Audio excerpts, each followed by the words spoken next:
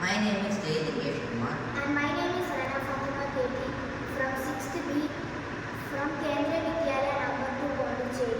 Today we are going to tell about carbon monoxide LPG gas and methane alarm system.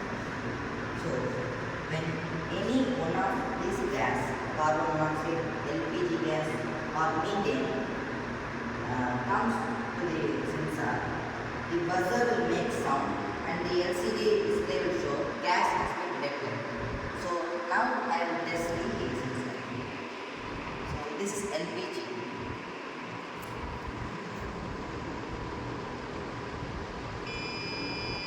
As you can see in the display, it's showing gas has been detected. The buzzer is making sound.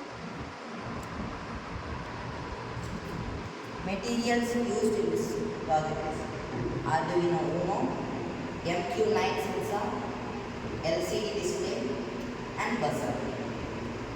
Thank you.